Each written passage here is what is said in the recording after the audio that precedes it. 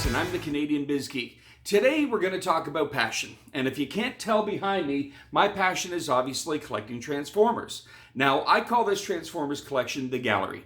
And the reason I call it the Gallery is pretty obvious. There's a whole bunch of them that kind of spans all kinds of different timelines and different types and different eras.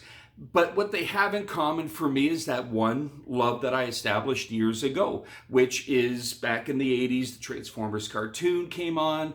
There was Optimus Prime, who was a great leader. There was Megatron, that was a great bad guy. Starscream was a very conniving sort of usurper. And there was just a lot of great characters, which really caught me at a young age.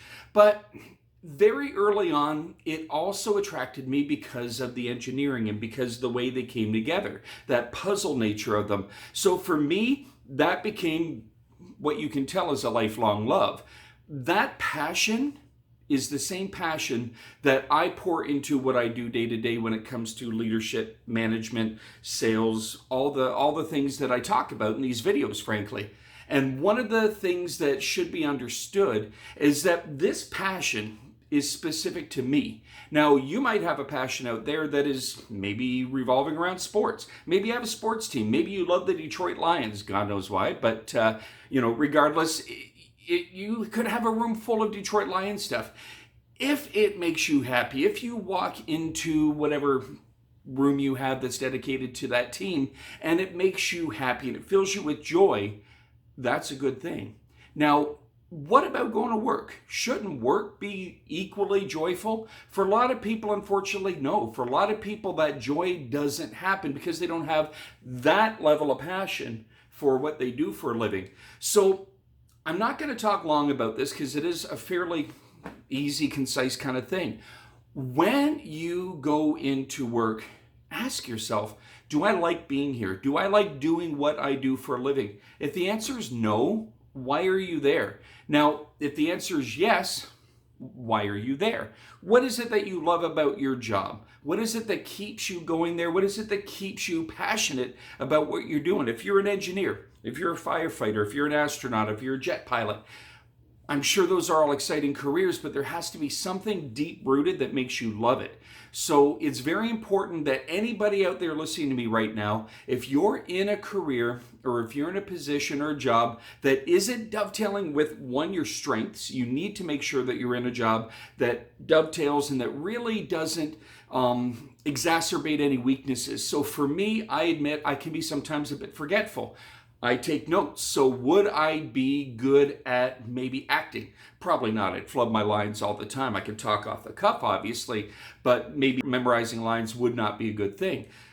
I know that. I recognize that. I appreciate that that's maybe an opportunity for me, so I wouldn't take on a role that might exacerbate those weaknesses. I'd make an awful accountant, but I might make a great, air traffic controller because I can think very much in the moment.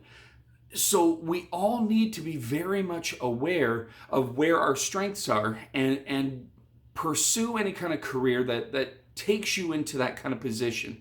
If you don't love what you do, if you don't find some kind of joy, you need to really explore what might dovetail with that. So this behind me represents a passion realized.